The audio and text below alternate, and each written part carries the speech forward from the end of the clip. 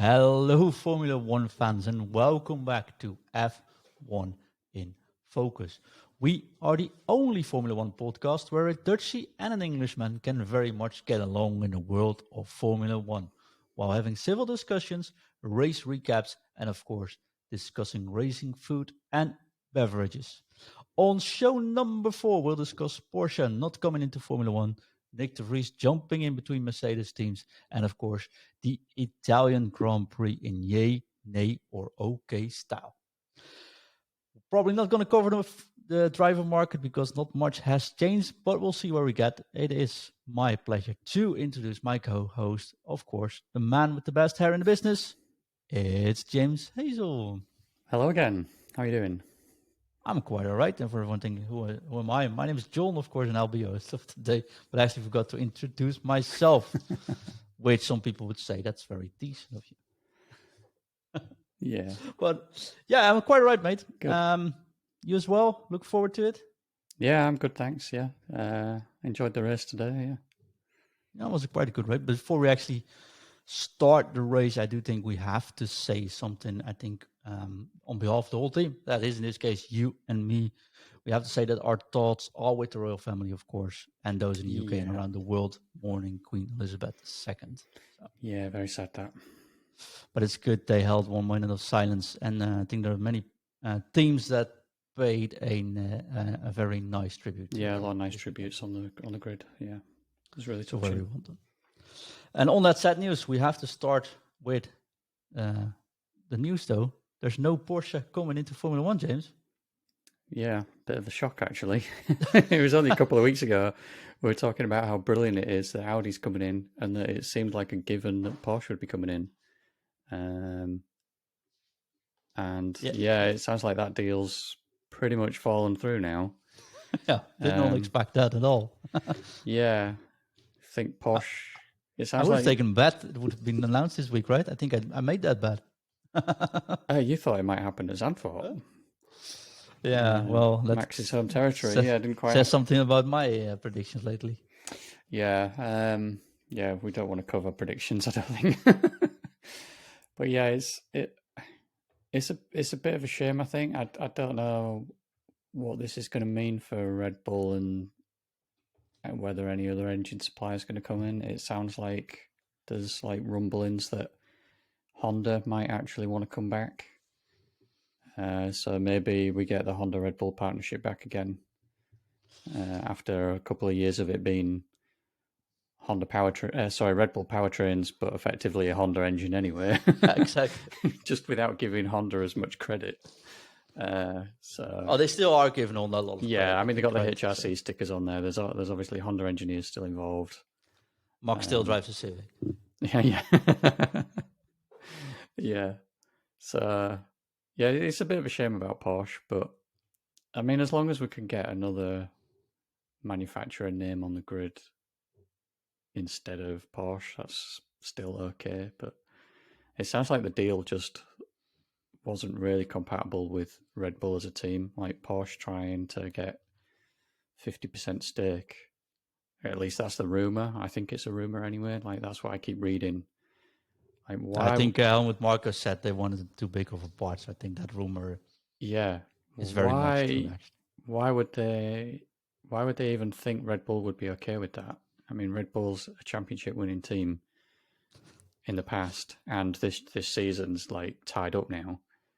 What they have no reason to give up such a huge stake and control. It's also Red Bull isn't like a small company either, right? So yeah, it's not like we really need the money to stay alive in Formula One. Yeah.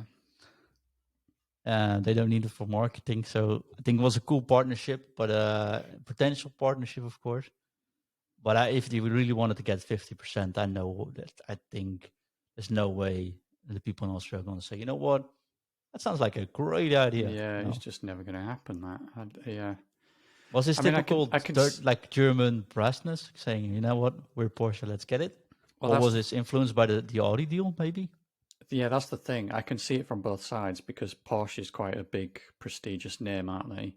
Largest in the world, if you think about the concern itself, right? Yeah, so I think they want to have quite they will want like a strong controlling aspect to the team, really, or like controlling share in the team because of them being such a big name. I mean, imagine if Ferrari was like just a sponsor of a team and wasn't a controlling stake in a team like that. You just wouldn't put that together with Ferrari, would you? Like, I can still make the engines. I mean, Ferrari does it for Haas as well, so why not? yeah, but I think if Porsche are going to come in and wanting to run a team, yeah, it just sounds like it's just not compatible with Red Bull. I mean, Red Bull, especially with the way this season's going and how they've started off like this new era of like aerodynamics, like they've hit And the engines, though. well, the I mean, engines. Well, I mean, the engines are going to change, aren't they, in 2026, and yeah. that's where this all kind of came about with Porsche. But I mean, they certainly wouldn't be feeling like they're on shaky grounds or anything, and needing, like you said, needing money or needing any kind of backing. They're in a pretty strong position, leading like the championship at the moment. I mean, 2026 is a long time away in Formula One terms, but can you honestly see Red Bull slipping anywhere other than like second or third on the grid?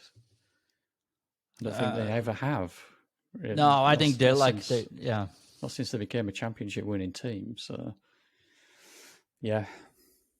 Everything's set there perfectly. The only big weak spot was, of course, during the Renault era, that the engines were reliability, right? Because of the fact they had not too much influence in it. Yeah. That changed, of course, when they joined with Honda, and now they're like, you know what, we're gonna do it ourselves. And I think that scared a lot of the teams. And if Porsche would jump into that, and they still had 4 years to work together on the Red Bull powertrain department and go over into Porsche Red Bull, that will be a very strong combination.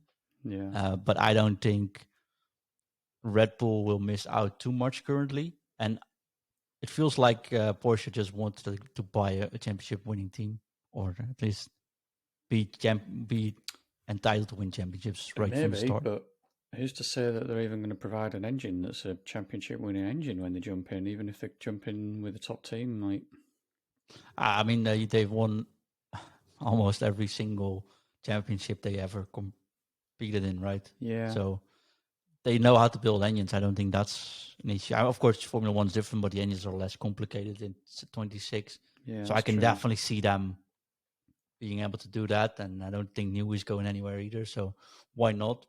Yeah. But yeah, they might just go now with Honda. And why would you break up that pact now, right? Yeah. I mean, as long as this Honda rumor is true that they are thinking of stepping back in, then I mean, it's a partnership that's worked in the past, obviously, and is currently working. So why not carry it on? It makes sense. I mean, Honda.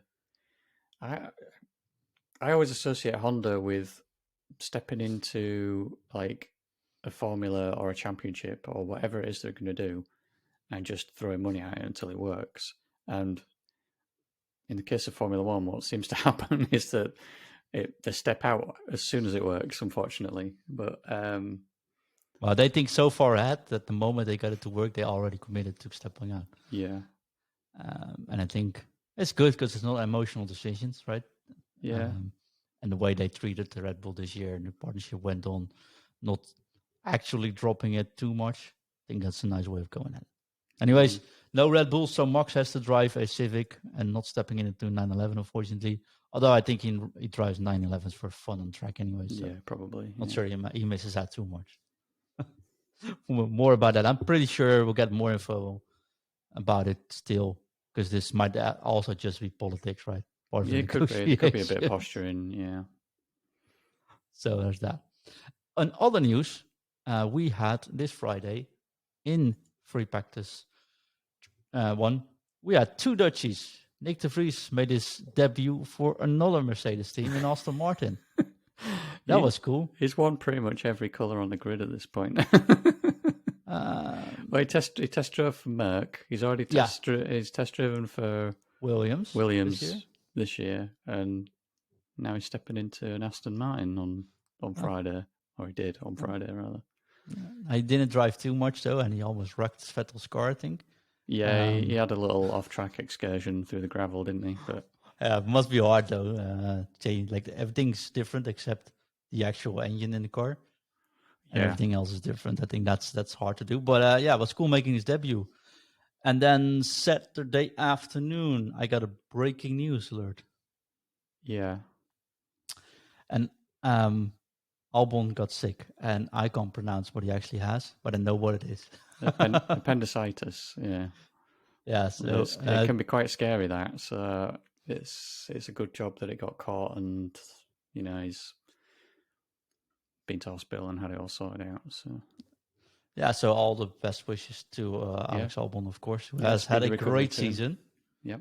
But that meant that Nyck de Vries got a call about 90 minutes before free practice 3 started that he could change from green into blue and actually step into the Williams for the weekend Apparently and he make was his official debut. Yeah, apparently he was sat in the Mercedes hospitality suite having a coffee. And gets the call to grab your suit. We're going racing.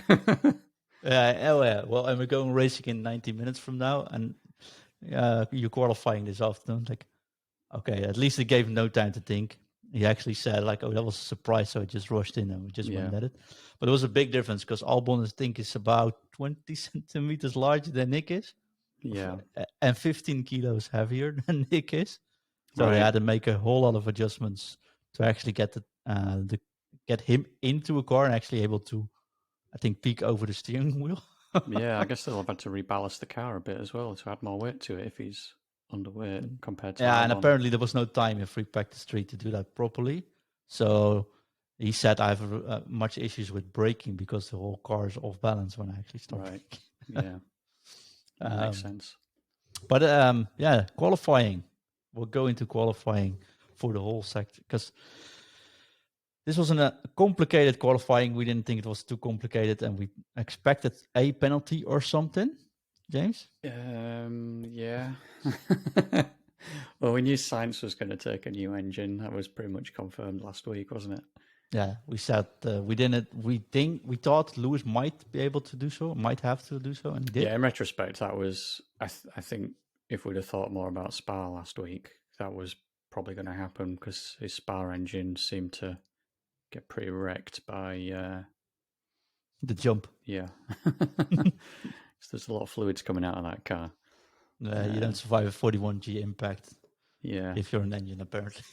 And obviously, I think we talked about it before Spa that if one of the Red Bulls took a penalty, the other one wouldn't.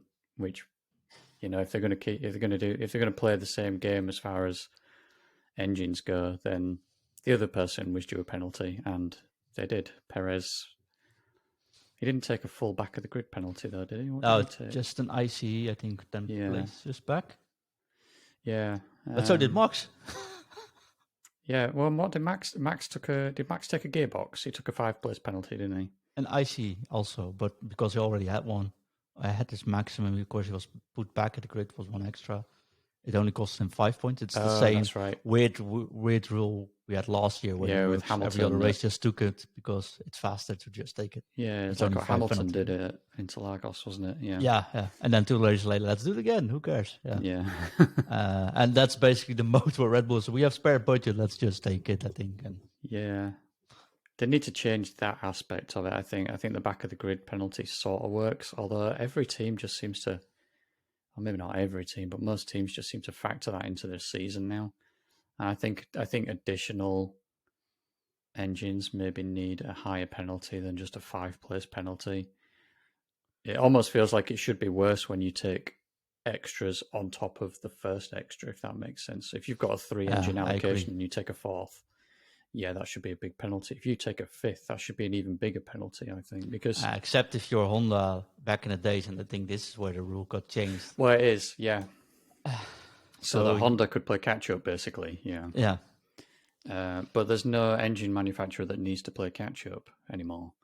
So maybe 26 is a good way of saying, you know what, that's the end of it. But yeah, it's also hard because, like with Lewis, he crashes and that cost him an engine. Yeah, that's... Max went into the wall last year in this is Silverstone. This is where I think a 4th engine, not so bad. But when you start taking like a fifth or a sixth engine, like the chances of you totaling 2 or 3 engines in a season seem pretty slim. And maybe there can be exceptions to that, like, you know, if you have 2 engines get wrecked via accidents, then you can take a replacement for free, maybe, or something, or a lesser penalty, maybe. I don't know. I mean, there's a lot of complicated scenarios that you'd have to consider for kind of trying to create rules for this, but yeah, That's definitely but the rules true. are the rules. So you know, they're just doing. So we had Tsunoda penalized 10 grid penalties for 5 reprimands. Yeah, but then he got 3 grid penalties for failing to slow down for yellow flags during the practice. Yeah. Let's not talk about too much there, but I think what his team said on the radio, you showed me that message. It was a bit confusing. Where just there's yellow, but just finish your lap. What did you mean? I think, I'm not necessarily certain that his team meant just carry on going flat out through the yellow flags, but at the same time, you know, maybe there's a language barrier there, or there was just a misunderstanding. You could say Yuki, there's yellow, slow down. Yeah. I think they maybe weren't clear. Well, maybe maybe the team didn't feel that they need to be any clearer because yellow flags mean slow down. But at the same time, Yuki's thinking, well, you've told me about the yellow flags, but you want me to complete this lap, and he's on a flying lap. So yeah, that's a win. But just, at least it's just a stupid mistake, basically, or whoever's fault it is. 5 reprimands says a bit about Yuki's temperament, I think, this year. But that was a 13 grid penalty, 13 places back. Hamilton, Tsunoda, and Sainz then all went back to the grid for additional power units and or gearbox elements. So Yuki took those penalties as well. Yeah. I think he would start 37th, something like that in the end. That does remind me of the McLaren Honda days. Exactly. Jenson Button starting from 50th on the grid. If I curse one more time, do I get a 5+ extra and start fresh next one? Perez, Verstappen, Ocon, Magnussen, and Bottas got penalized 10, 5, 5, 15, and 15 grid places, respectively, for use of additional power unit elements. Yep. And you think you're there, but Schumacher got penalized 15 grid penalties, 15 grid places for using additional power unit and of gearbox elements. Take a breather. 45 minutes after qualifying, I was like, you know what? I'll see tomorrow what the actual placing is going to be, because we had like 5 different people saying Max starts 4th, sometimes Max starts 7th. Yeah. That was a weird one. And that made qualifying also a bit hard, because in Q3 there were drivers that actually not went out anymore. It's weird, but that makes sense because it doesn't make any sense either. The commentary over here was like trying to second guess how the grid was going to be laid out, and then I think eventually they just said, we're going to get the provisional grid tonight, and we're going to get confirmation of the full grid tomorrow. So we'll just leave it at that. It's a bit much, but that's what you get when you go into Spa and 2 races later, like we predicted this. Yeah. If you don't take it at Spa, you take it here. That's why I think these penalties need sorting out, because that level of confusion's not good either. Like, everyone used to say about things like time penalties and how they used to do what did they used to call it, where they effectively split the race. Like if there was a red flag, they'd kind of start the race again, but they'd keep the times the same as they were, and then they'd have to like rejig it after the race.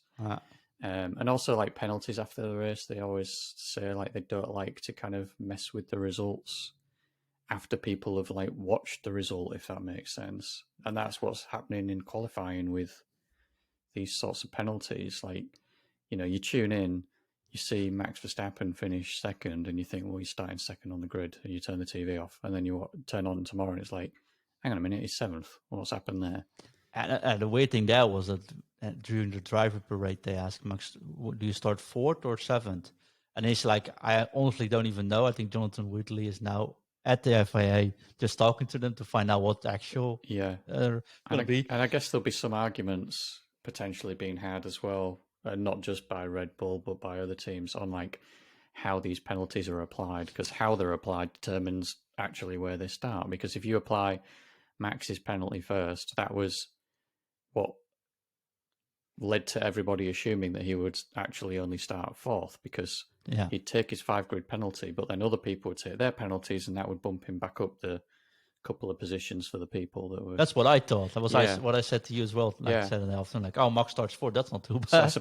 I suppose there was maybe a little bit of this is how we interpret the rules, and other people saying, well, this is how we interpret the rules, and maybe there was a bit of arguing going on behind closed There doors. was a great Reddit post about it where someone, I honestly forgot the name, but the you're a great animation guy.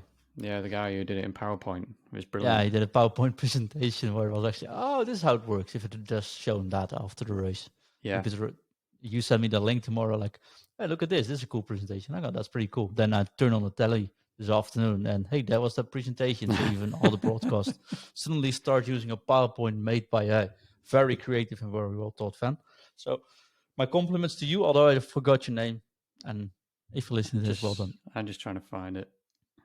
While you're trying to find it, I'll go into the actual qualifying, how it ended, because not the starting grid, but Charles finished first with a 121, Max second 120.3. Sainz actually third. Well done by Carlos Sainz, although he had started in the back. It was a really good qualifying and had a good weekend thus far.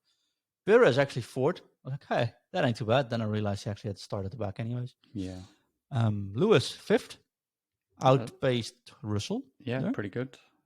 So almost identical times there. So 121.524 against a 5.42. So that was a really close call. I assumed they were just going to completely compromise his qualifying to give Russell the tour, but then he went out by himself and set a faster lap. I think he was following a Ferrari and benefited a bit from tours from the Ferraris. But yeah, at our broadcast, they said, well, do you think Lewis would be so kind to give him a tow, or is it now his turn to give a tow? I was like, of course, he's starting at the back. Why won't you try to give a tow anyways? But exactly, yeah. Apparently, they thought otherwise. Although, apparently, it's really hard to make a good tow work at Monza. Yeah, it seems to be.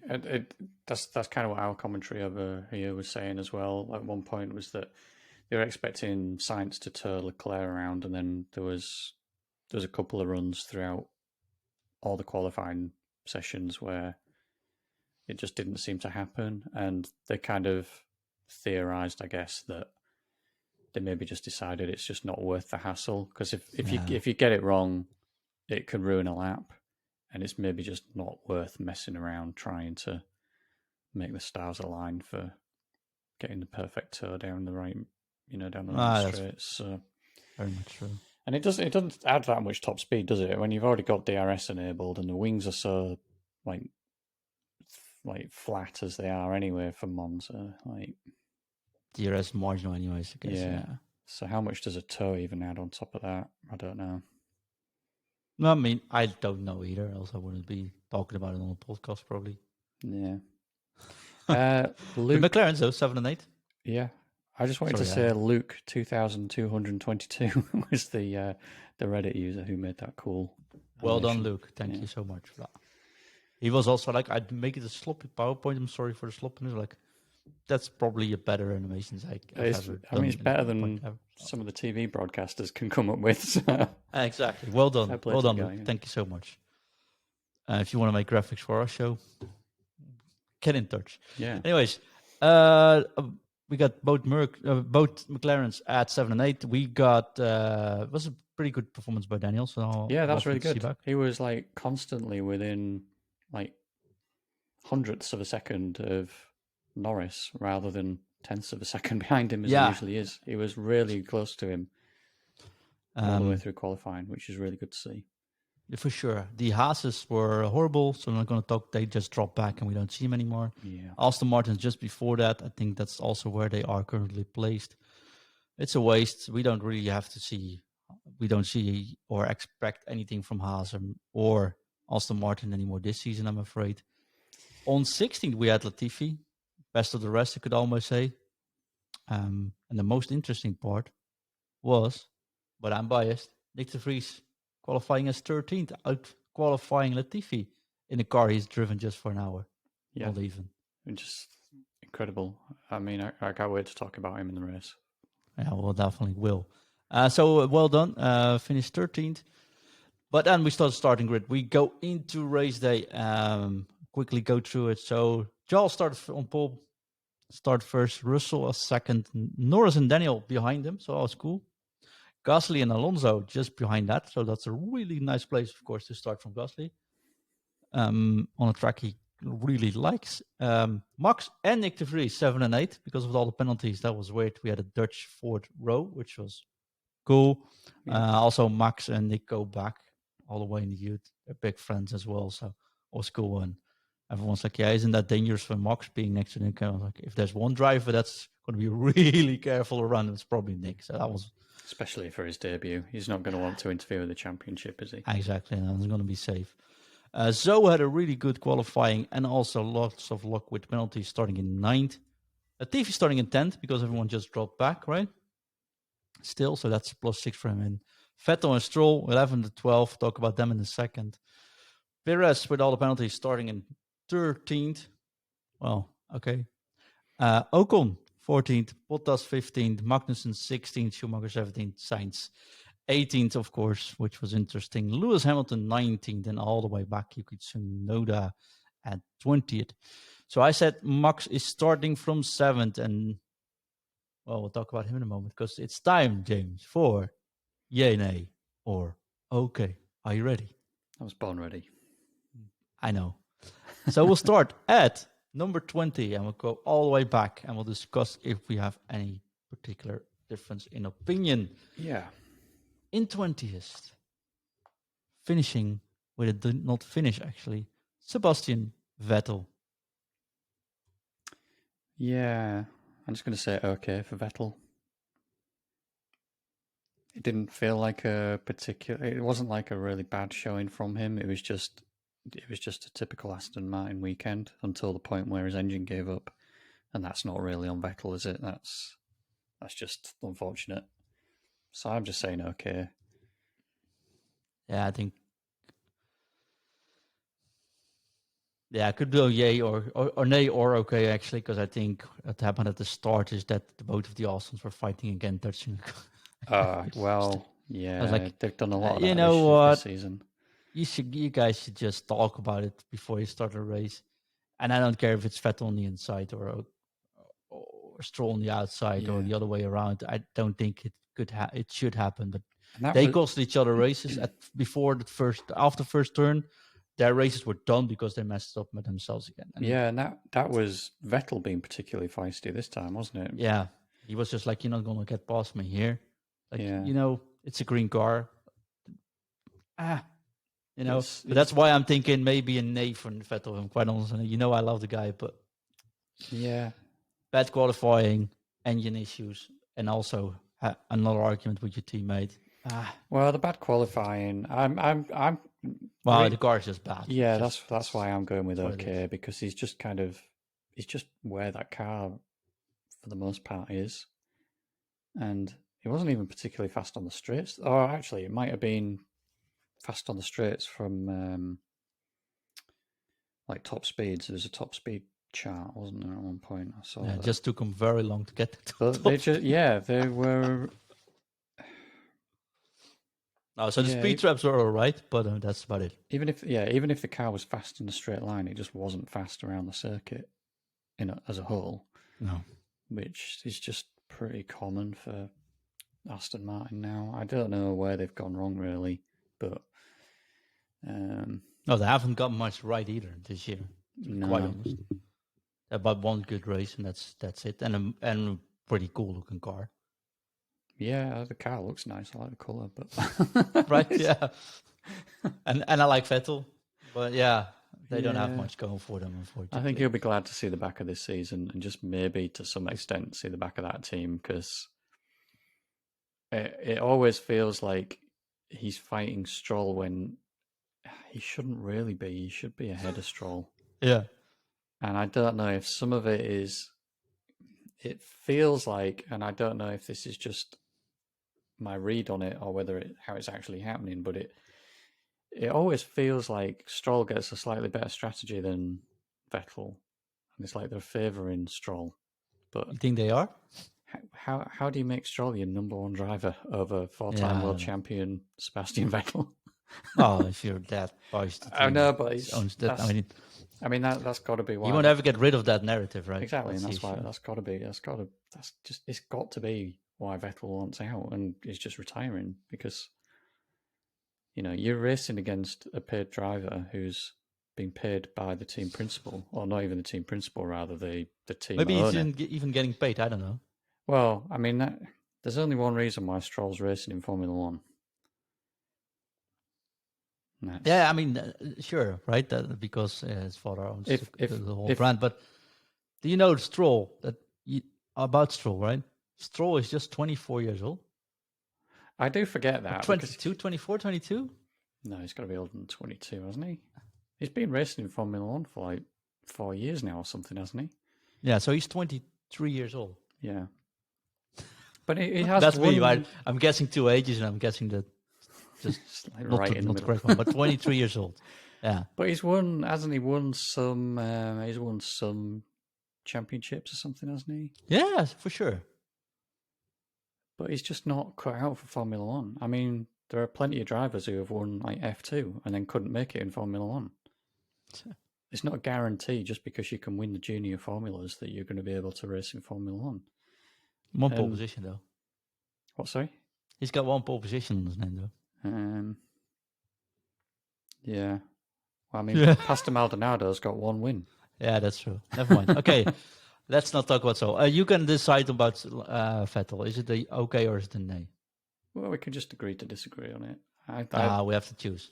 Let's go with a nay then. Yeah, for the fighting with your teammate. Okay. So Vettel is a nay. So brings 1 on nay. Then getting a dwindled finish in lap 31, I think, is Fernando Alonso. Yeah, very unfortunate. And it sounded like he was having engine problems before that. He was talking about like losing a bit of power. I think I'm going to go with okay, just because he's been setting a pretty high standard for himself this season, especially in the last few races, and he wasn't quite in the position where we've seen him recently. Nope. He was behind. He was behind the McLarens in qualifying. He got past Norris because of Norris's poor start, but then Norris got straight back past him. And he just didn't like that in particular. Like he just didn't really seem to have any answer for Norris. There wasn't much of the like Fernando Alonso fighting him. There wasn't any defending. He went to the first corner. You saw some of the guys holding the midline, then they can't make the turn, right? He sticks to the outside and doesn't actually defend until he gets past him. Then, so he got past Norris. Norris got back past him, and then I feel like they've passed each other a second time. Yeah. I think Norris got past him out of the second chicane going into the first Lesmo, which is like, how often does an overtake happen there without there being like a huge discrepancy in either the type of tyre or the tyre wear? Because it's such a short straight between. It's not even really a straight, is it? It's like kink, but it's like such a short run between that second chicane and into that corner that really overtaking very rarely happens there, unless it's like someone's on hard tyres versus someone on soft tyres, or someone's on very old tyres versus someone on brand new tyres. And these two are on the same age tyres, the same type, like compounded tyre, and Norris got past him. I mean, maybe he just had a bad exit and he was just, I don't know. But not an impressive. I just didn't. It wasn't a standout race for Alonso, but that's not to say it was a bad race. It just wasn't a standout race like he has been able to do recently. So it was just, for me, it's an okay. Like he still would have been in the points if it wasn't for the DNF. Yeah, I'm gonna agree. DNF's out of his control. Like the Alpine didn't do that well this weekend either. No. On a track where I expected their high speeds to actually be beneficial, but yeah, let's do an okay for Fernando. Yeah, that's what I would say. I know what we're gonna tell about the next one because that's Lance Stroll, number 18th, of course. Getting a deadline finish in lap 39. Where was he before? I can't remember where he was before he DNF'd, but I think 12 or 13, but I don't know. Yeah, it's like, I don't know. I think I've got to say, if I'm saying nay for Vettel, I've got to say nay for Stroll as well for pretty much the same reasons. 100% agree. Exactly the same reasons. Like Yeah. poor car, poor showing, poor fighting your teammate. And that's how Probably can't do anything about it. Did not finish I don't himself, but understand it's how still. I don't understand how the team haven't got these two under control, because there have been multiple occasions this season where, the engineers and team principal must be like holding their breath as one of them is defending against the other or overtaking the other. And I mean, the fact that they haven't completely wiped each other out in a race yet is just seems to be pure luck. The way they sometimes race against each other, like, yeah, I think that is true, though. It is pure luck. yeah. It's just not great luck for the team. It's not good for the team. Like, yeah, Unfortunate, but I'm okay. I agree with you. It's a neighbor stroll. yeah. Oh, then one of our favorite drivers ever, Daniel Rick. If the race ended in lap 1, he would have made the podium, he said. I mean, you got to love his sense of humor. Yeah, It's a yay from me. good start though. He had a great start. He had a great race. He had great qualifying. I thought he did Get really. Gasly behind him, didn't make any mistake. I just thought he had a great weekend in general. Like, considering, the pressures on racing for his seat, and he's had such a poor season, and then to come out and have a race like this. And also, I've got to give him some points for the Valentino Rossi tribute helmet. That was just brilliant. So the guy's got humor, right? Oh, absolutely. I'm almost like, just give him a seat somewhere as a pundit. Maybe just for the entertainment value of having Ricciardo on the grid, like.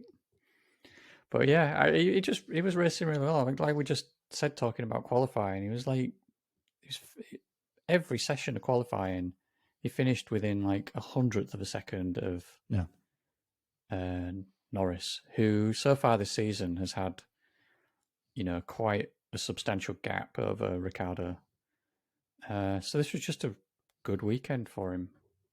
There's a curse though, because if you win Monza the next year, you don't finish.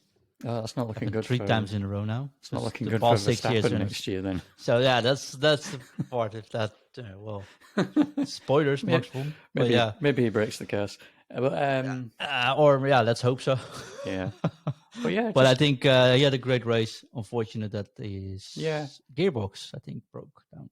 I'm assuming it was gearbox just because of the fact that the marshals didn't seem to be able to get the car into neutral to be able to push the car off the track.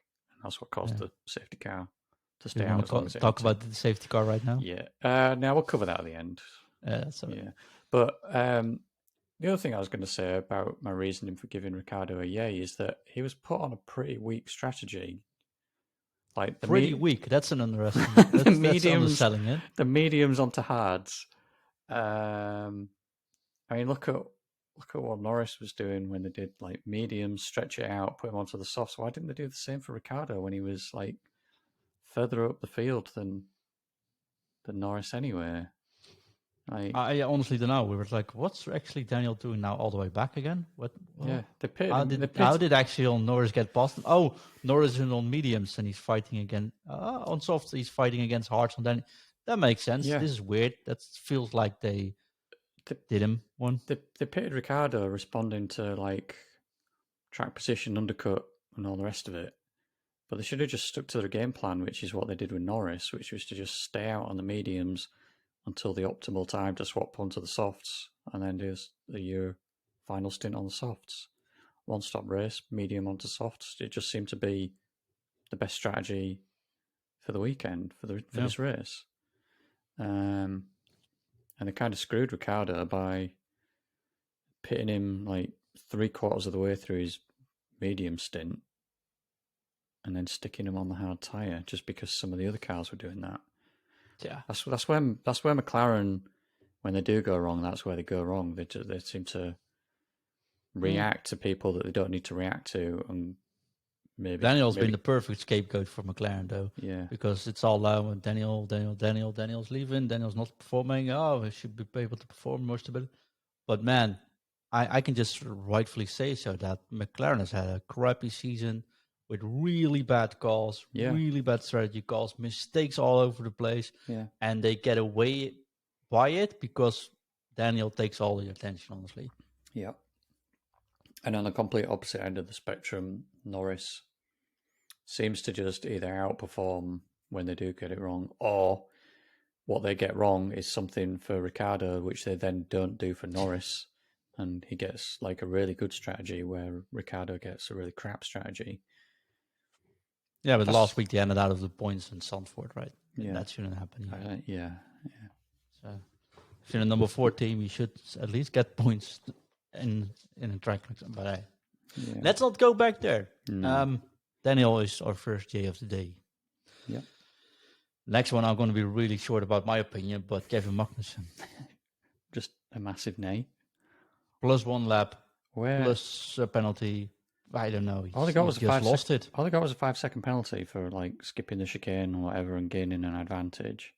But he then finished he was just so far behind everybody. I mean, to the point where I was wondering, like, because he picked up some damage or something somewhere, but I didn't see anything about that, or like in his confidence. I think his confidence got damaged, right? Maybe. Like, he's just completely gone off the rails the last few races. Yeah, he has. Like, he's just.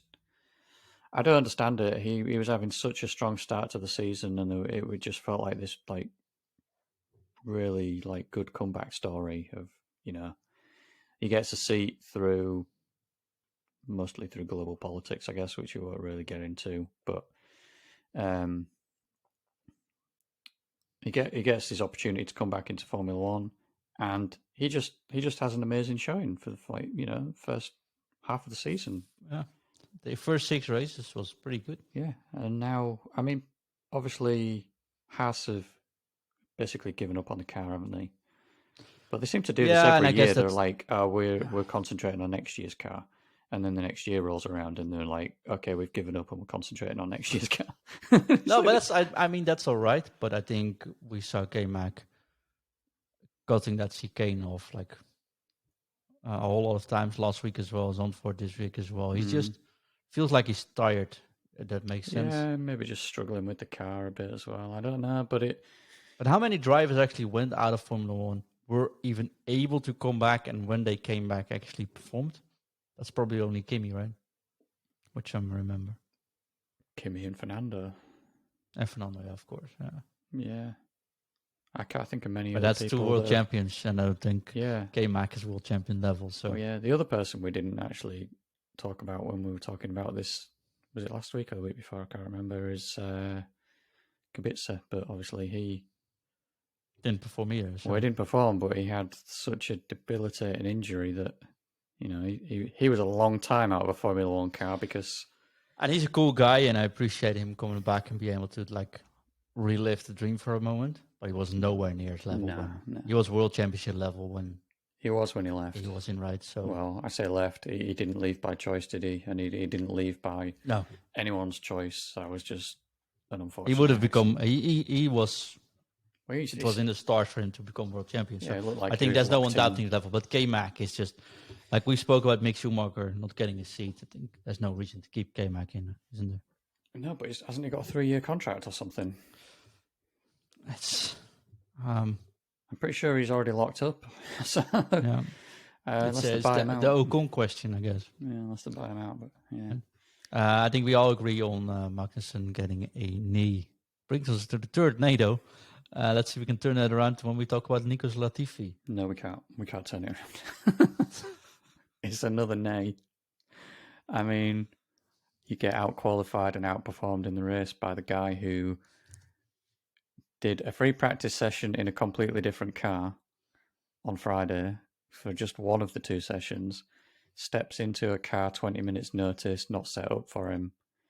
Hits the wrong button because there's apparently a magic button on the steering wheel, which I've never seen before. Gets into qualifying, gets into Q2, where Latifi gets knocked out in Q1. And who knows what he could have done with his final lap in Q2 if it weren't for that mistake with, just clipping the wrong steering wheel button. And that was something to do with it switched to Latifi's steering wheel setup or something. Yeah, they basically copied the steering setup, apparently. to actually make it easier for him to adapt to it. Yeah, But they didn't know there was a button there. He said. So he said it's my fault, but I didn't know actually. So I just hit it and. But then fixed it consider all. the fact that on Friday he's using a completely different steering wheel because Williams still have their display or their dash like built into the chassis rather than on the steering wheel itself. So which still drives me nuts when I see it. Where's the efficiency in that? A little bit. Well, Bottas actually, when Bottas moved from Williams to Mercedes, it was that move, wasn't it? Williams to Mercedes. Yeah. He commented that actually he can understand why Williams did it because it made the steering wheel a bit lighter and easier to maneuver. Rather than having all that built in, but every other team does it, so that I think every other team has a color display as well. Williams just as monochrome, but that's a different story. But Latifi, just a big nay. He should be like we've talked about this before. We said last week that seat should go out. If you're losing qualifying and you're losing in a race to someone that's actually never been at that seat before, like 90 minutes, I think he did total now 2 hours in the Williams over the year, right? Yeah. Where Latifi did it for the last 3 seasons. And that's his race debut. That's his first race in Formula One. Yeah. And what I like Latifi, I said last week, he's a really cool guy when you come camera. He's just so nice, right? Yeah. He wasn't nice yesterday and he wasn't nice today when people start asking about it because he feels this is done. This is a bit, actually, talking about Kubica a minute ago, this is a bit like Russell beating Kubica. Like that, the pure margin that there was there.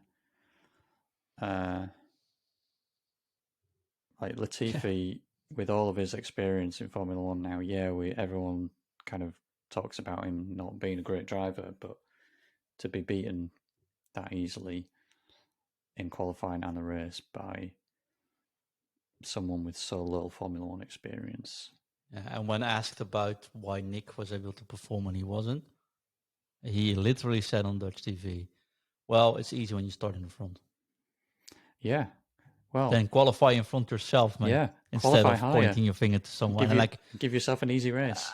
He was very frustrated. He talked to the press, but it wasn't like the Prix fans. It wasn't Latifi like I said, normally he's real. So he knows I think this is, let's talk about Nyck in this minute. But Latifi, we both agree it's a big fat nay.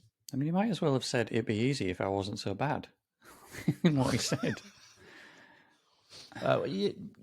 Yeah. I don't think he's going to say that, but yeah. Yuki, 14th, plus 1 lap, big penalties. Still an A. Just an A. It's an A, really. I think that AlphaTauri should be beating some of the cars that he's ended up behind, even with the penalty.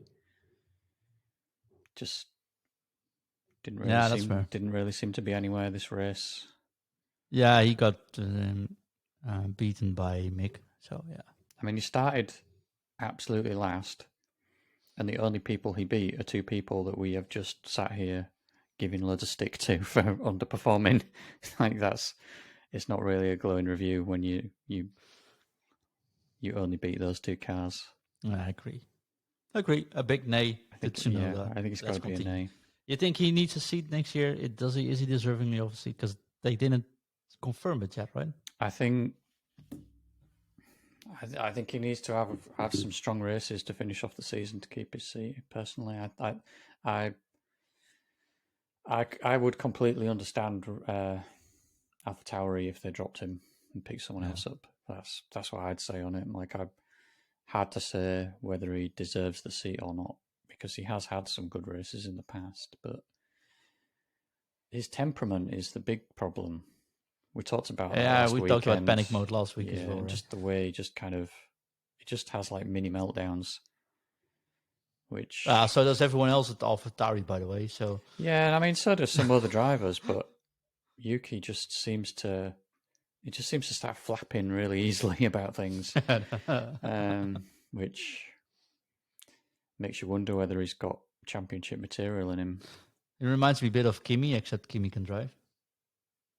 No, I disagree with that. Kimi gets a bit agitated, but I don't think it's I not agree. on the Never same panics, level never as panics. not on the same level as Yuki. And I mean, the Red Bull or AlphaTauri really need to keep him now that the Honda name has all but been dropped. Because I'm assuming a big part of it was about having a Japanese driver for the Japanese engine supplier. So Yeah, and if they don't go beyond it, go to next year with him, they won't announce it until after Japan, I think, as well. So, yeah, that's probably a so very we good won't point, know. actually. Yeah, yeah. Bottas 13th. He has had some terrific luck with his car, though. That thing seems to break down whenever you look at it. Yeah, I mean, it's just a true Alfa Romeo, isn't it? It's a good thing it doesn't have lights, um, because you probably see them flicker as well, right? he was kind of invisible this race. I'm trying to remember his strategy. Was he one of the mediums onto hards? I can't remember, but I feel like I've got to give him an A because he's so far behind his teammate.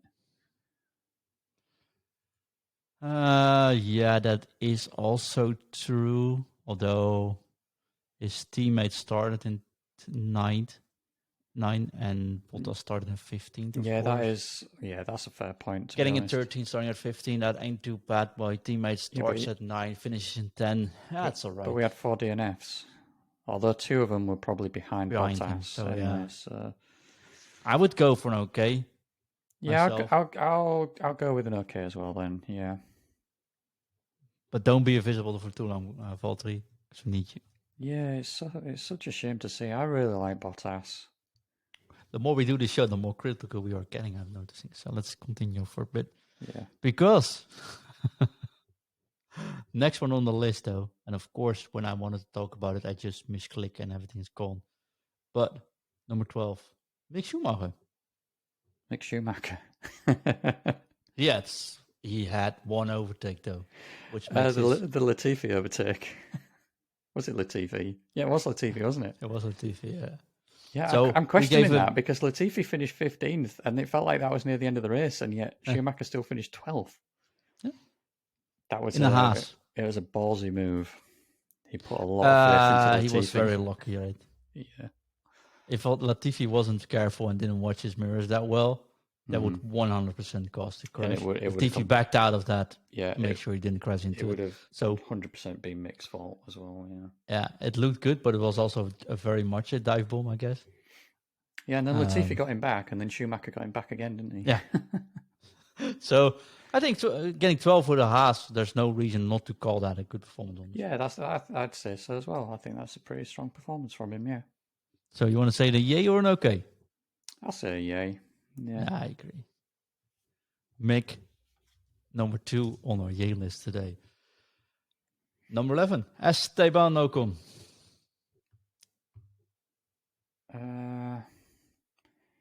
It's either an okay or a nay. He qualified in the top 10, didn't he? The thing is, yeah, he did. He qualified 11th as well, by the way. So right, he did 11th, qualify. started 11th. Okay. Then had 2 DNFs in front of him. So he qualified. No, so I have to admit, he qualified 11th. Yeah. And he started in 14th. Yeah. He took penalties, did he? Yes. Oh, of course he did. Yeah. So he started 14, ended 11th. Yeah. Where he also qualified in the first place. I mean, he basically finished where he started because of the DNFs in front of him. Yeah, and if the DNFs are in front of you, it wasn't your performance. So I think a nay, maybe even. Yeah, I think it's a nay. I think that Alpine shouldn't be getting beaten by an Alfa Romeo even when he's starting a few places back. He's not. Or Williams. He's not. Yeah. He's not starting that far back to not be able to finish in the points. So. Yeah, I agree. Esteban Ocon. Esteban gets a big nay. It's six drivers getting nay today, mate. We're pretty harsh today, aren't we? But it's all right. Yeah. Hey, we're harsh, but we're fair. At least we have an opinion, and we tell other people why we have that opinion, which is not something you'll see on social media these days. So, but let's not go there. Yeah. Zoe getting 10th. Yeah. That's got in to an be. Alpha. That's got to be. Where did he start the race? You've got the details up, haven't you? I have got the details. He started in ninth. We just discussed that one. Okay, yeah. I think. I mean, ninth But is. of course, with all the back markers, Hamilton, Marks, Yeah, that's the Everett, thing. So Perez, he starts Sainz. ninth because, like, 3 or 4 people that should really be ahead of him got bumped down the grid through penalties, and then Qualified 14th though. and he still and he finished 10th. Yeah. Like, that's got to be a yay for that Alfa Romeo. Yeah. He seemed to be having a good race as well. There was some pretty good racing. There was a section of the race where he seemed to be stuck in the DRS train with like the McLarens and Nyck de Vries was in there, wasn't there? And yeah, and he I think Max was all sort over. of broke up that train for Nyck.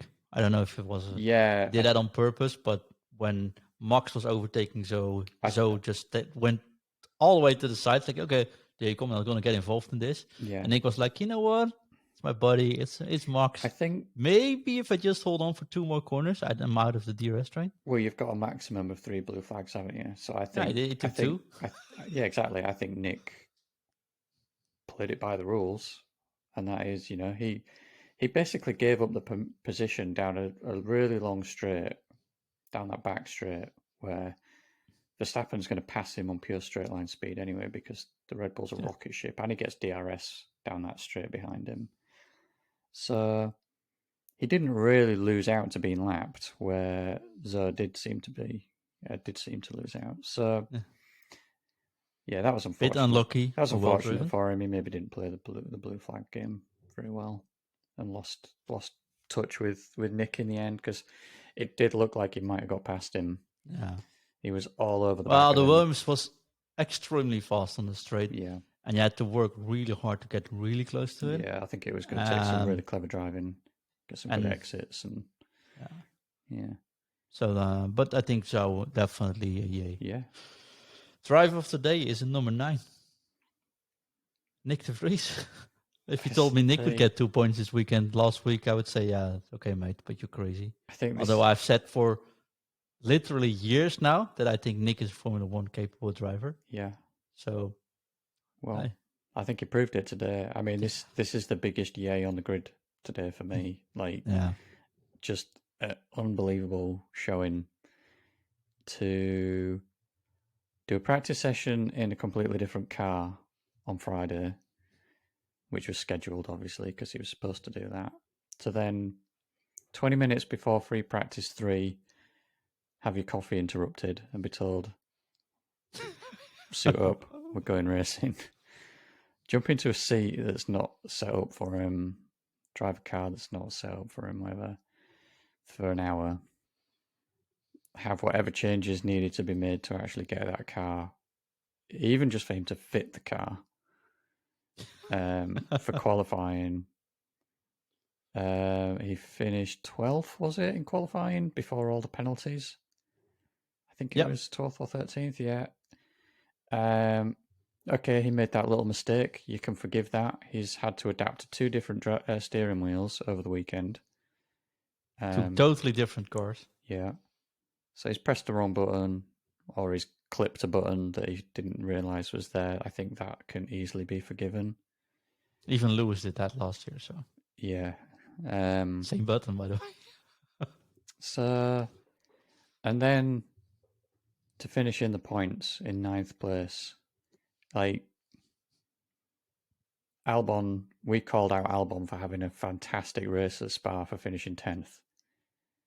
And he's finished 9th at Monza in that Williams. Okay, there was one DNF in front of him with Daniel Ricciardo. Still. But that's really it, right? Yeah.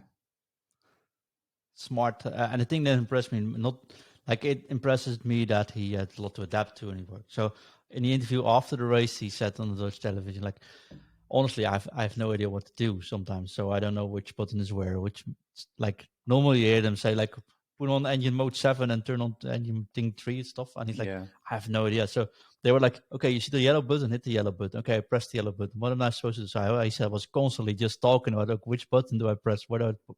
And that didn't went well all the race. So sometimes I messed up, misclicked and stuff. And he stepped out of. He couldn't hardly get out of the car. Yeah. I don't know if you saw him climbing out of the car. I But didn't see that. I heard the they radio need to, message. his radio message was like, "Oh, my arms hurt or My something. shoulders My are shoulders dead. hurt." And he wanted to get out of the car, but he couldn't lift his arms anymore. Yeah. So he was sitting there like, "Oh, this is annoying." So they sent help to get him out of the car. And afterwards, he was joking about it, like he didn't sleep. He said, "Like, I went to bed, like I'm tired, lay in bed. What if I can do tomorrow? Maybe something. I'm getting anxious. I'm getting nervous. I'm getting hyped up." And like he didn't sleep. Like I couldn't even eat my breakfast. He said, which was pretty cool to say. But you see, he's not only a natural talent, but he's got experience. Because his start was really clean. Yep. Didn't do anything weird when people fastened him, went past him, right? But been smart about it. You saw that at Max. I didn't fight Sainz, for example, but he did take off the DRS off him later on. So I think smart as gone. And then managing all this expectation, managing the pressure. Yeah. Hyping up your teammate. He knows what he's racing for as well, to be fair, doesn't he? So like that example with Sainz, like he knows he's not in a fight with Sainz. So what he was very clever and just kind of maximized those situations. It's like they're being lapped by Max Verstappen. Like he's thinking as he's driving, but obviously he's being coached by his team. Like press this button, switch to that setting, turn that knob to to whatever setting. He's being told basically how to control the car through the steering wheel because he's had so little time to get used to it. And any preparation he's done this weekend is for a completely different car. So he's probably, he'll have spent the last week sat with a forcing, with an Aston Martin I nearly called it forcing, with an Aston Martin steering wheel, memorizing that steering wheel because he had a pre-practice session with them, and that's what he expected to drive this weekend. But sorry, going back to like how he's thinking and maximizing his situations that he was put in, like like that Sainz example, like he's not fighting him, so just let him pass, but then make the most of the DRS off the back of him. And it was similar with Max. Like, okay, I need to let Max lap me. I'll do it down this straight where I don't even need to lift off the throttle or brake early into a corner or anything because he's going to get DRS off me. He's going to pass me, and then I'll just slip in behind him. And it doesn't cost him any lap time. And that was ultimately what allowed him to break the DRS from Zoe behind him. He went from 0.3 difference between him and Zoe when Max overtook him. When he gave back, when he landed Max by, it was 1.6. Yeah, I was going to say it's about 1.5 seconds, wasn't it? Yeah, so it's just clever racing like that. And yeah, it's just a great debut. And he just seems like such a nice, likable guy as well in the interviews and stuff. I really he's very well worded as well, and he definitely knows the experience. Like he came fourth in the championship while having a really hard time with his engine in Formula 2, and I think that year was wasn't it Schumacher, Russell, Norris, and then him. Wow, he could have just finished second if the engine didn't break down all the time in the second phase of the season. So he came from a pretty cool stack as well, right? Yeah. Won Formula E as well. So it's not like he doesn't know what to do. And his issue has always been said he's already too old. He's 27, right? He looks 16, but then again, sometimes so do I, and definitely not 27 either. I didn't realize he was 27. 27 years old. So that's why they say he's maybe too old to get into Formula One. But this shows that. Yeah, this proves that he deserves a seat. The experience he takes along with it, not even being in a Formula One car, but his racing experiences. How old's Albon? Albon is much younger, though, I think. Albon was, by the way, in that same seat as well, I think. Was he like 25? I think Albon is 26, actually, yeah. Because I'm pretty sure he's 26. I think that would be a really good pairing. I think now, I mean, I don't know how much Williams need the Latifi money, but surely Mercedes just say like, we'll pay for you to take him and put him in that seat. Just if you don't have a seat left in Alpine, you're still doubting to get anyone there. Just get him in now, right? I mean, he's made a statement this weekend, that's for sure. Well done. I'm very happy though. Of course, seeing 2 Dutchmen actually getting points. I don't think it's ever been done before in Formula 1. So that's pretty. I didn't think about that. So that's pretty cool, and I think. But it's glad because, like I said, I've been like following his career for a couple of years now. Always thought that after winning Formula 2 and winning the Formula E championship, he would actually come into Formula 1. Not getting the chances, and yeah, well, it's a cool thing. He's actually now shown that he could do. Probably his last race of the year though, but I gave a good statement. Well done, and I like the fact that he's got summoned to the stewards after the race. I don't like that, but because of weird behavior behind the safety car. Yeah. And he said, like, okay, I went to the stewards and like, okay, so my Delta says this, my screen says that, but I don't know where to look. So I couldn't find the button. So it's like, if I just slow down, my Delta goes up again. I'm fine. I'm probably safe. So that's why I slowed down. Yeah. Didn't realize actually that wasn't supposed to be how this works. And they said, you know what? We're just going to give you a reprimand. You were wrong actually in doing it, but there's no way of you actually knowing or being so well prepared for this. So you can get exactly. It was well done by FIA. It's just another example of how he'd have done all of his training for coming into this weekend for a completely different car, steering wheel and dashboard compared to what he ended up racing with, and who knows whether that's displayed differently or... Yeah. Oh, well done, just Nick. Great showing here. Like Max says, I hope it's not the last time with the Dutchies get points. So yeah, let's have to see them. We are again running late on the show, so I'm going to rush through a couple of those. Pierre Gasly. Yeah. Yeah. Big yay, right? It's got to be a yay, I think. Yeah. Solid showing again. Norris.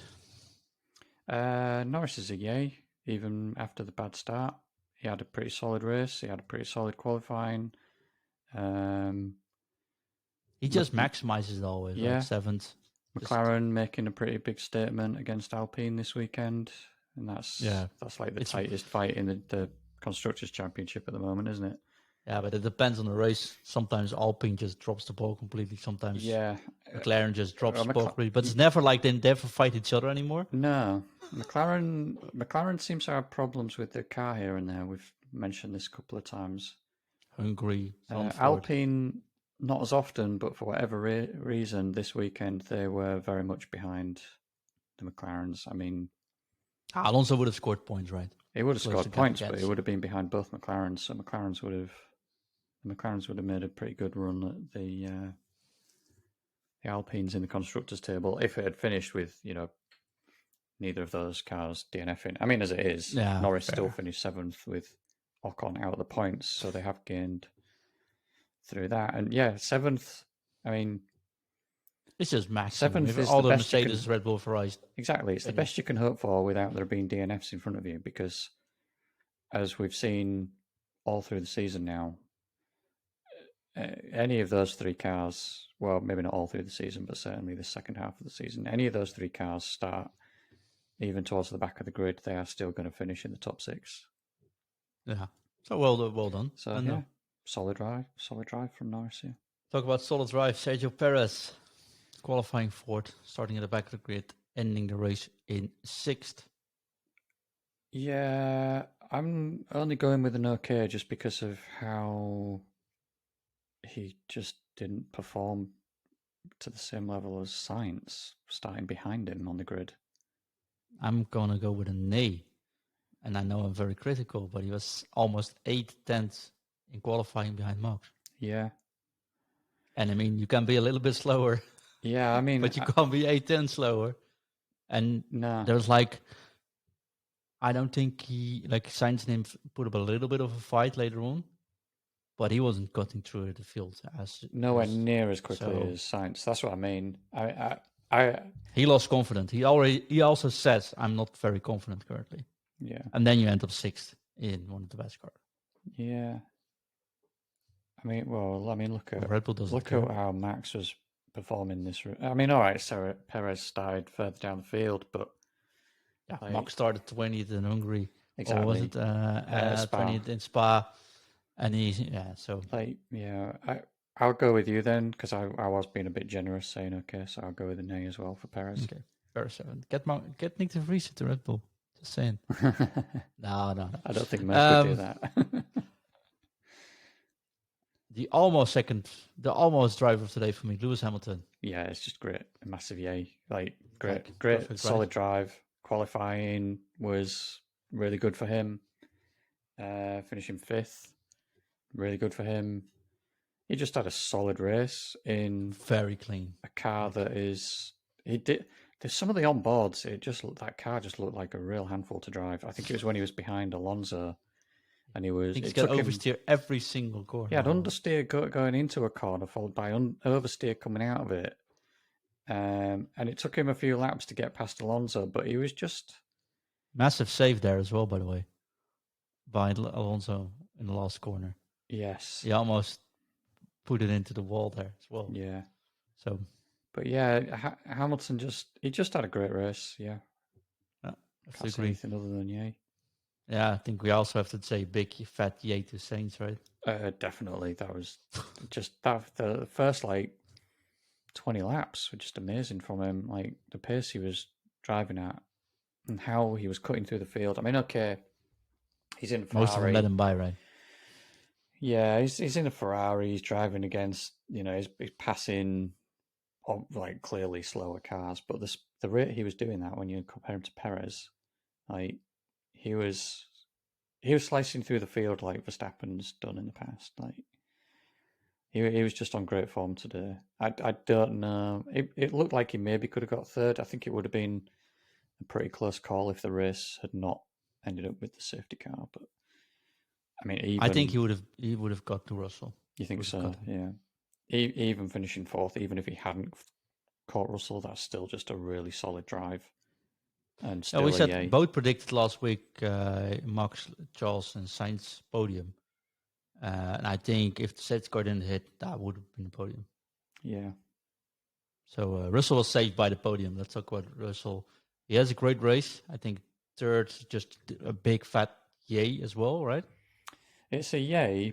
Partly, I mean, his qualifying was solid again. He qualified just behind Lewis before penalties and stuff kicked in, which is, we've talked about this pretty much every show. Like, this is where you expect the Mercedes to be. They're just consistently now very close together, performing at a very similar level. His race pace was really good. He was in a bit of no man's land for a long time when, he's behind Leclerc. Verstappen then gets past him. Them two kind of disappear off a bit, and he's just kind of.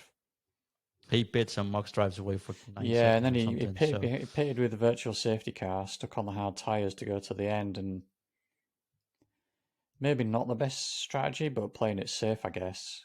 And plus, if you get another safety car or virtual safety car, you can always box and swap those hards out for another set of mediums or a soft tyre, depending on what stage of the race that happens. So you're kind of edging your bets a bit, I think, by going onto the hards at that point. He did well though, going in the safety car, and yeah, I think he was very smart about it. Yeah. Now we have to talk about safety car for a moment though, but yeah, they put the safety car out in front of Russell because Charles and Max already pitted. Yeah, I don't know how much of that was to do with capturing the cars before they got to the scene of the incident where the cars parked up and there's marshals on track, and a crane. Just saying. Trying to bunch all the cars up and slow them down, and create that space on the track for for a cherry picker or whatever it is, like the JCB thing to come out and not a cherry picker, is it? But whatever it is, yeah, the JCB to come out and grab it. Like, you need a substantial gap in the track for that to happen. That's true. So you don't want that to go wrong. So. It felt like there was a lot of flack given to the safety car doing that. And the procedure in general, and then Christian Horner was saying that it could have been cleared up a lot quicker than it was, and we should have been able to get a lap or two in, and he was disappointed that didn't happen. I don't think that could have happened. The moment,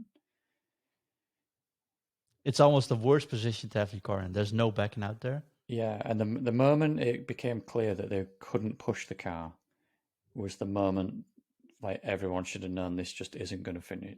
Sorry, this is going to Yeah. finish behind a safety car because it's just going to take that much longer to get the car off the track. Then when the car's off the track, that's when you can start sorting out the order and start unlapping cars. And then with the order being wrong, for example, Russell being the lead car, he's got to get past the safety car and then catch back up. And then lapped cars have got to unlap themselves and get certainly the formation of the cars on the lead lap all bunched up and back where they should Yeah. be. Like it was never going to With happen. with 5 laps to go, it was It was, done it deal. was just not going to But happen. Russell played it well though, taking it slowly, actually getting back. Yeah, I don't. Like, you know what? I don't want to fight Sainz necessarily. I've got a safe podium here.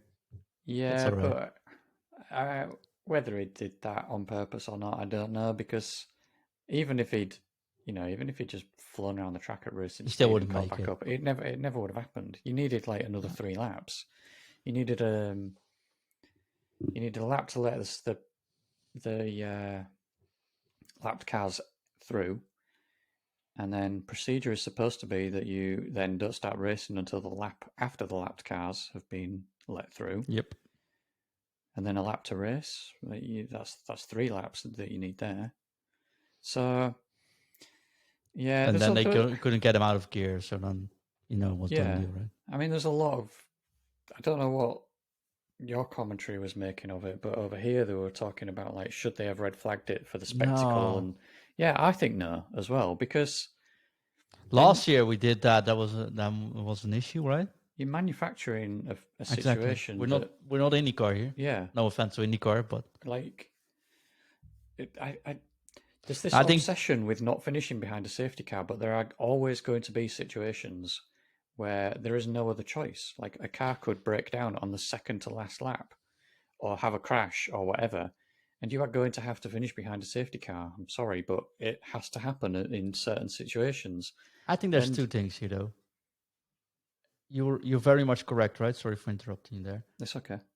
I think there's two things happening. I think what you can say is, you know what, if a safety car happens, for example, in the last 10 laps, then you know what means red flag, we restart anyways. Sure, fine, put that in the rule and that's fine. But this is not; those aren't the rule now. No. And getting a crane on track, removing a car, if you can do it safely, that's just a yellow flag or a safety car. Yeah. In this case, that's a safety car because you have to put marshals on track. So that's a safety car. That's the end of it. Well, yeah, exactly. And now we have rules in place on how a safety car infringement would work. Yeah. And they follow those rules perfectly. Exactly. The only thing I could maybe say, I think the virtual safety car and the safety car himself, both of the calls were a little bit late. Very. And both of them were made after the leaders just passed the pitch. Yeah, the pit box, which felt a bit. Yeah, I said this to you as well, didn't I? We talked about this a bit during the race in text messages that this seems to just be happening quite a lot this season. It was like the Bottas incident last race. He sat there for 2 laps almost. We knew, like the moment it happened, we saw Daniel being stuck there. There's no way of getting out of there. There's no boards to be removed. There's no accidents there. Look at it. The moment it happens, okay, you know what? This is done deal. This is a safety car. I said we texted almost instantly. This is a safety car, and it took him almost a full lap on the yellows to get the safety car just call in. They shouldn't be where cars are on the lap and on the track. Shouldn't matter. It shouldn't matter. You just call it, and if it interrupts one person's race, then unfortunate. Too bad. But that's how it's always been. Yeah. And it feels like this year, maybe this is after last season, but it feels like they are quite purposefully delaying things to a point where they are making sure that it can't interfere with the front of the race. And they shouldn't be doing that because you are putting the race before safety. And that is not the whole point of the safety car and the yellow flags and these protocols are to make sure that everyone is safe, and they are not necessarily doing that. Which is disappointing. And one thing I was going to say when I was talking about it earlier is that there was complaints about how it ruins the spectacle. but there was no spectacle this race. Like, Well, the thing is, Max was 17 seconds ahead. No, let me put it exactly. like Max was 20 seconds ahead when Charles went on to softs. Yeah. 8 And laps later, Max was 17 seconds ahead when the safety car got first called. like 3 laps of that soft stint at the end for Leclerc, he was losing time on some of the laps. Yeah. And when he finally started clocking a fastest lap, followed by another fastest lap, and I don't know how many he set in a row, but he started to go quicker, he was still only gaining like 0.6 of a second at the most on Verstappen. He was never going to catch him. And I'm pretty sure Max was so consistent with the time, he was just lapping times. He's just in the groove. Time. I mean, Max just seems to get into the zone so easily. But we'll get to Max in a minute. But yeah, there was no way Charles would get near him, and the safety car only made a little bit excitement for the it would have people on there. I got a couple of text messages, people that were there, and they say, you know what? For the people there, we thought we might get a cool finish, and there was some sort of hope. Yeah, for if the it'd been audience, a safety for the car spectators. restart, then that could have been close because I mean, still not. Well, I mean, Max was on fresh softs, on real fresh softs. Yeah, but and there's no DRS enabled. There's 1 lap maybe to go. Then where would he be able to overtake it? That's just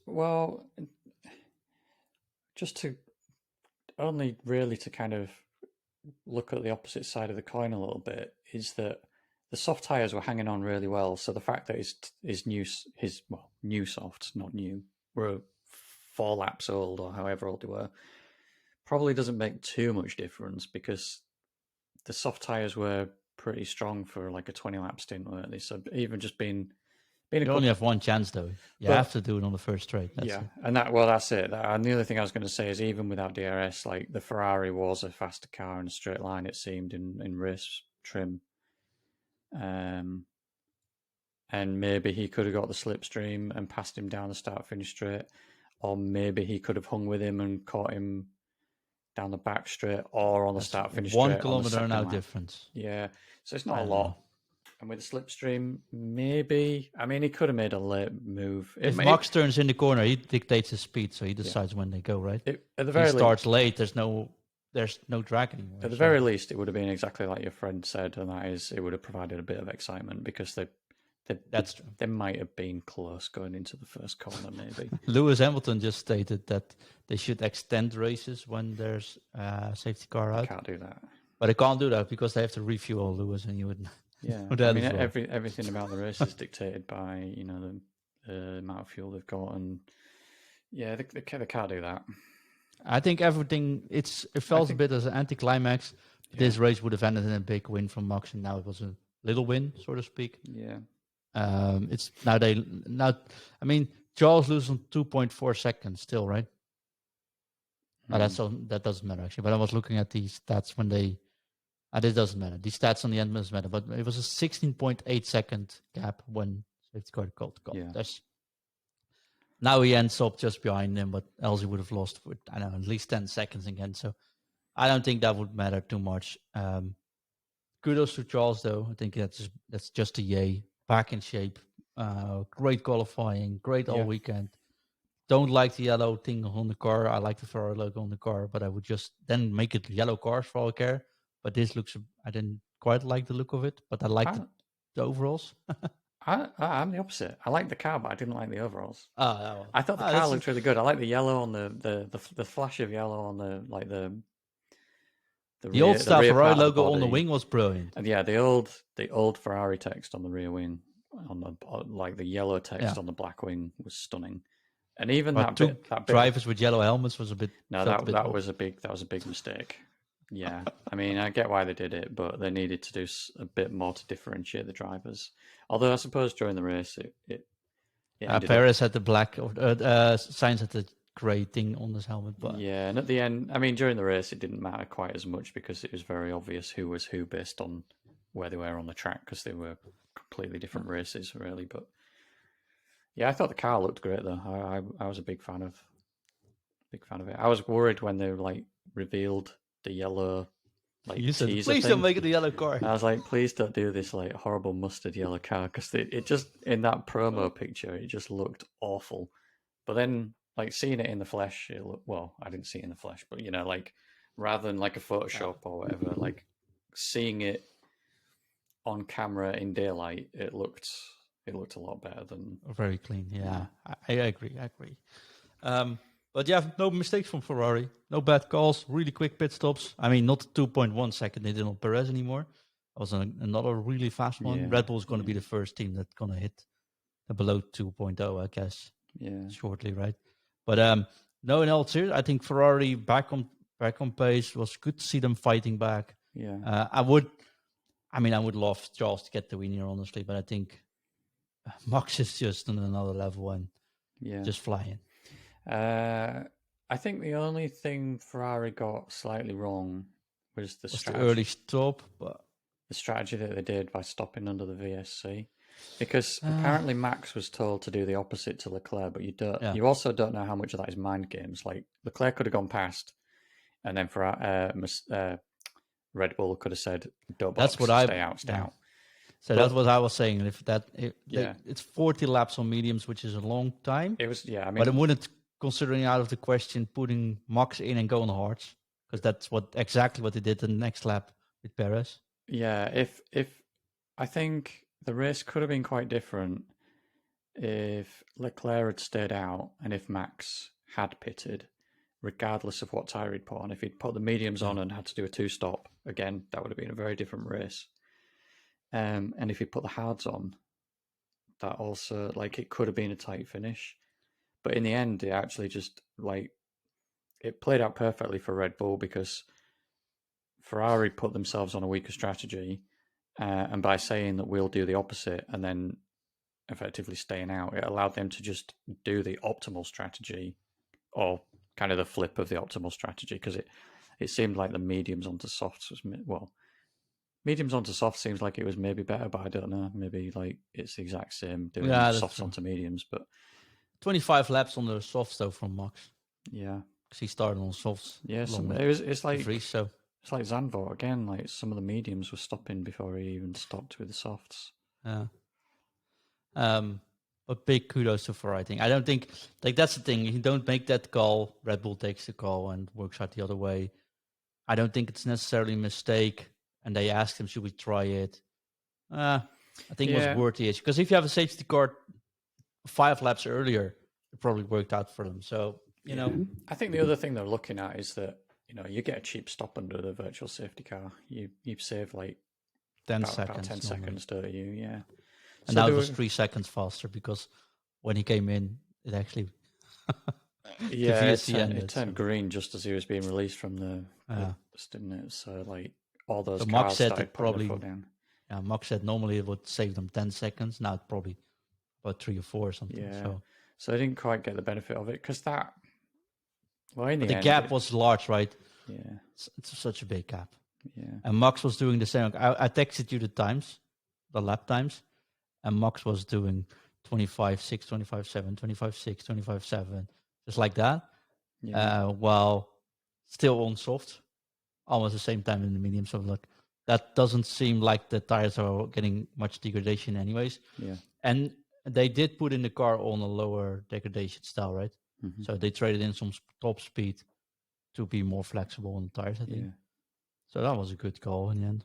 I mean, I don't know. Red Bull, everything Red Bull calls now is well done. So yeah. Yeah, I don't know how much was said on the radio between Sainz and his engineer, but even he spotted it. He said like, I want to drag this out and then go onto the softs because the softs seem like the better tire. Yeah. Like he could see that just from the race. So that's just another reason to give Sainz a yay as well. Actually, he was so really I think Sainz, Russell, Leclerc, and also Max, because Max started 7, but he was 4th after the end of lap 1. Yeah. Lap 4 he was 2nd. I thought he was going to be 2nd by the end of lap 2.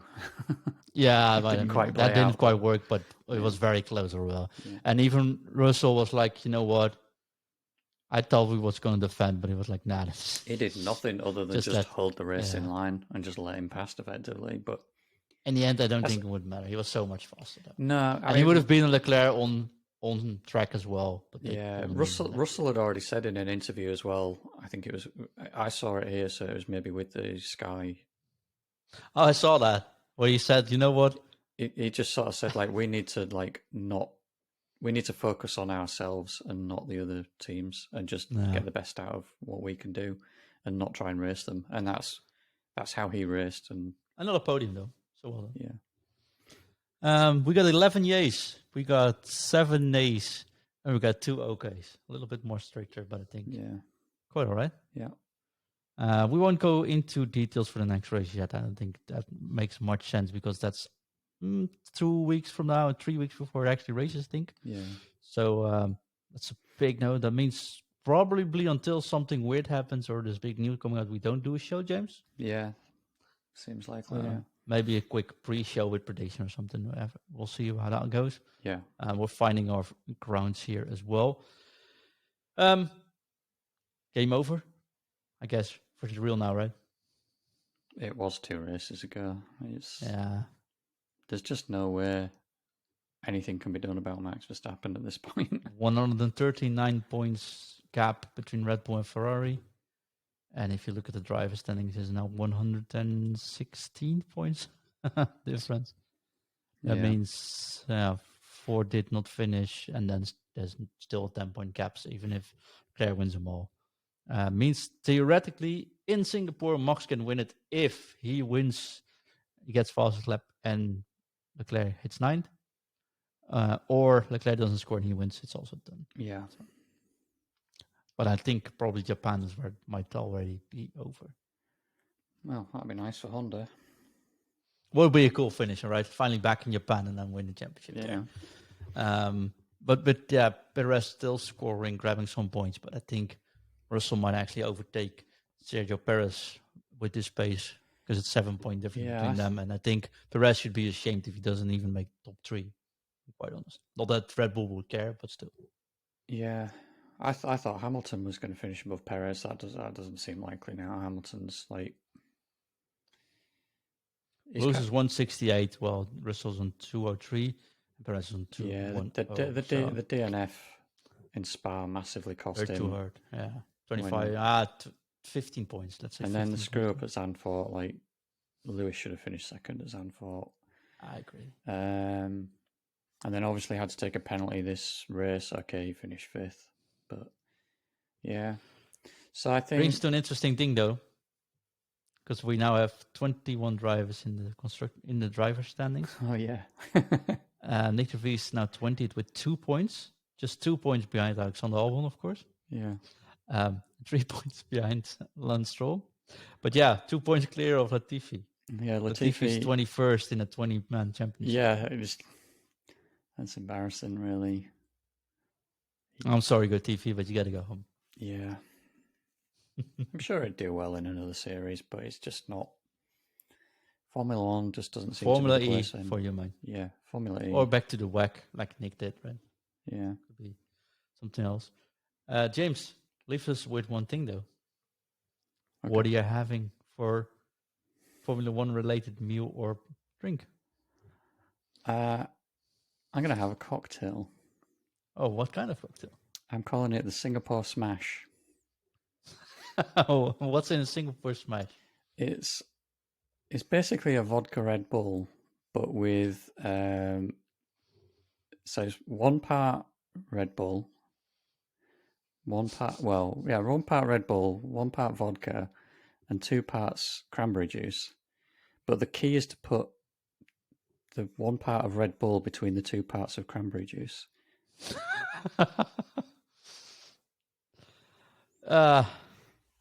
Wouldn't be my style cocktail though. No, honestly, I don't think it'd be particularly nice. It was just for the joke. I know it's not for the joke as well. I can show it if you're looking at the camera. But I got this can this afternoon, right? I don't know if you know. It won't probably set it, but it's the Red Bull Red Edition, which I found in stores. But like, you know what? That's probably a good one to do for Monza. Yeah. Didn't actually know what would happen, of course. But in all seriousness, I would be having the Adrian Newey's wings. Oh yeah. I think those are not too spicy and and they go in really smooth. Yeah. And I'm gonna have it, I think, with an Iceman drink, which is basically an empty glass and you're not getting the drink.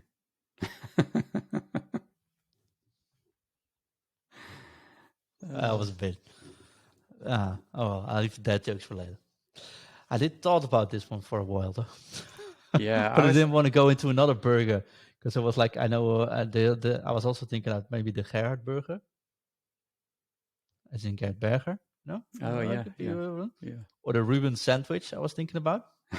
I know Singapore could also go for the Ferrari sandwich. But that's this is my meat. Yeah, that's what I was thinking. It had to be something to do with the Ferrari. Yeah, that little sandwich event. But Yeah. James, another long show, and I hope you guys still enjoyed it. And thank you so much for listening to us. If you want to check us out, we are now even on more platforms. I'm getting more and more and more. Might change a little bit of format, of course, after the 3-week hiatus, but let us know what you think so we can take that into consideration. You can follow the podcast, at least on Twitter, at F1 in Focus Pod. That's POD on the end. And James, where can people find you? just on Twitter, and it's at F1 in Focus James, all one word. That's rather easy. Just use the other one to get towards me. Yeah. Way in the handles. It's easier than saying any Dutch names, and you're probably tired of Dutch names after this weekend, anyways. James, thank you so much. Yeah. See you in 3 weeks. Absolutely. And not before. thank you for and everyone should thank you for dropping us those 5-star reviews and really lovely. Yeah, thanks. Yeah. See you in 3 weeks and have a good short break. See you next time. Bye-bye. Bye.